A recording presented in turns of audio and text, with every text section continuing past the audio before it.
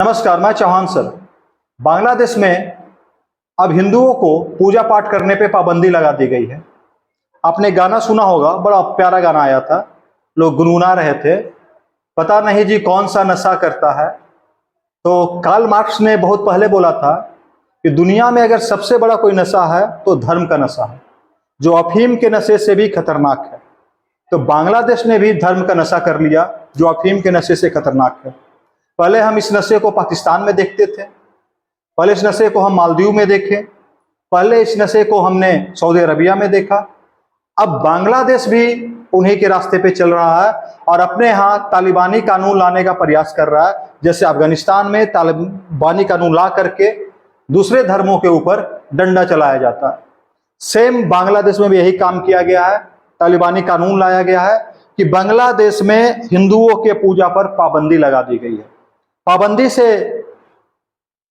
बात यहां पे आती है, जो आप यहां पे देखेंगे, अब जब भी बांग्लादेश में नमाज होगी, जैसे एक दिन में नमाज 5 बार होती है, 5 बार नमाज के समय 5 मिनट पहले हिंदू अपनी पूजा बंद कर देंगे। साथ ही अगर पूजा पाठ के दौरान लाउड स्पीकर बजाए जा रहे हैं, सबको बंद करना पड़ेगा। तो अपने आप में बांग्लादेश में जो निर्णय लिया है यूसुफ खान की नई सरकार ने, ये अपने आप में गंभीर चेतावनी है बांग्लादेश के हिंदुओं की। जिस प्रकार से बांग्लादेश में शेख हसीना की सरकार बदल गई, सरकार बदलने के बाद हिंदुओं के साथ रेप हुए, हत्याएं की गई, उनके घर को जलाया गया, अपने आप में ये बता रही है कि अब बांग्लादेश में एक इस्लामी सरकार पूर्ण रूप से स्थापित हो रही है, जो हिंदुओं या दूसरे धर्म के जो लोग हैं वहां पे अब उनकी नहीं चलेगी, वर्शिप में भी समस्या आएगी। और आपको बता देता हूं, ये जो कानून लाया गया है, ये कानून जस्ट दुर्गा पूजा से पहले लाया गया। बांग्लादेश में हिंदुओं की अगर सबसे बड़े फेस्टिवल की हम बात करें तो वह है दुर्गा पूजा। जिस प्रकार से भारत में हर्षोल्लास से दुर्गा पूजा मनाया जाता है, जिस प्रकार भारत में जो पश्चिम बंगाल है वहां दुर्गा पूजा में आप देखते हैं क्या रौनक है, उसी प्रकार हिंदुओं के बीच में दुर्गा पूजा की रौनक देखने को मिलती है।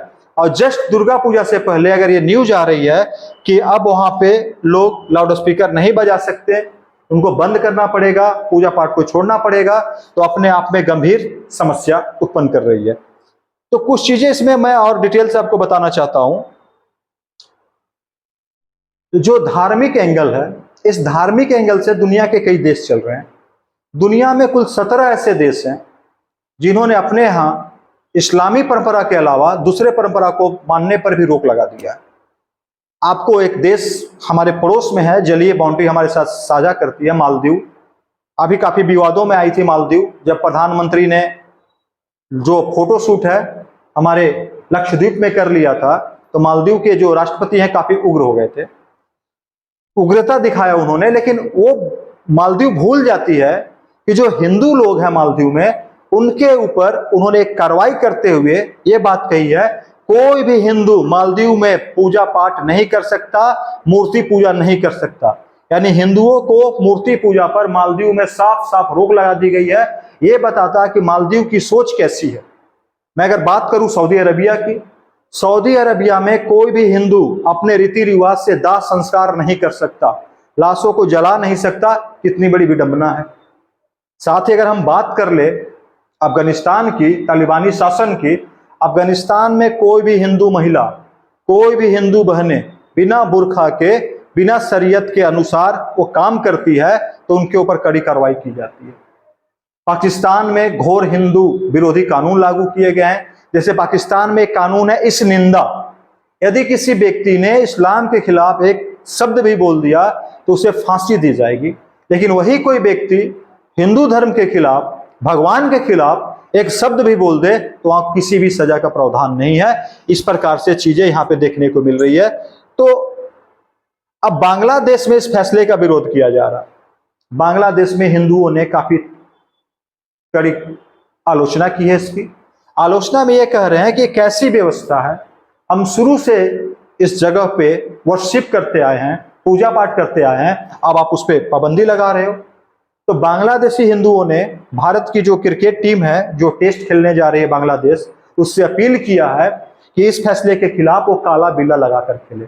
ठीक उसी प्रकार से जिस प्रकार से जब अमेरिका में श्वेतों का दमन किया जा रहा था और क्रिकेट खेला गया था काला बिला लगाकर, ठीक वैसा ही काम आपको करने की आवश्यकता है। और मैंने आपको ये सारी चीजें बता दिया कि क्या हो रही है इन जगहों पे।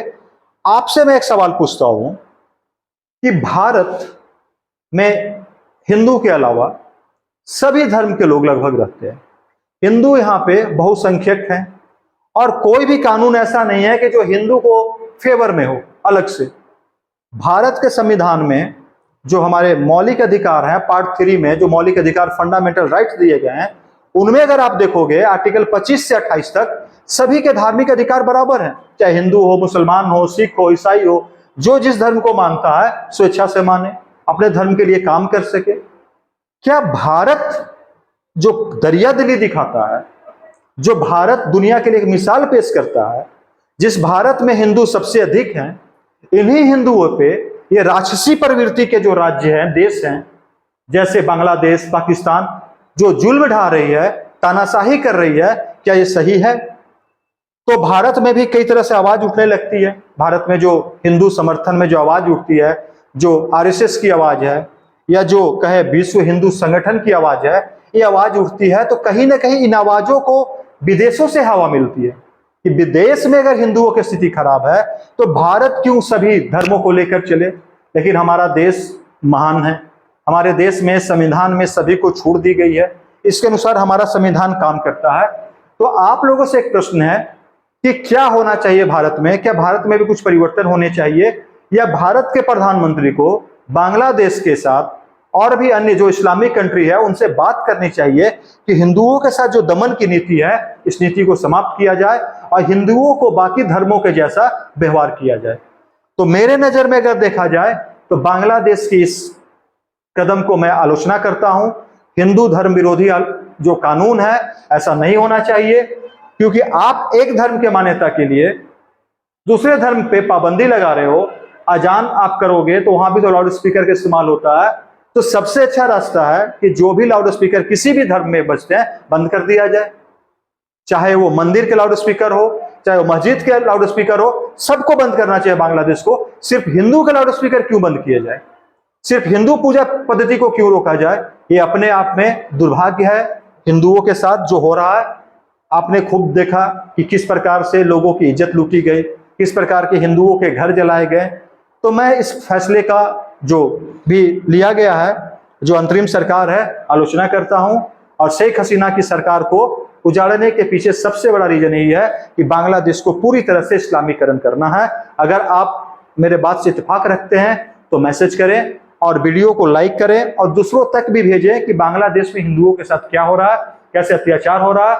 मैं चौहान सर आपसे अपील करता हूं कि इसको ज्यादा से ज्यादा फैलाएं और दूसरा काम यह करें, इस चैनल को सब्सक्राइब कर ले और वीडियो को लाइक करें। धन्यवाद, नमस्कार, जय हिंद दोस्तों।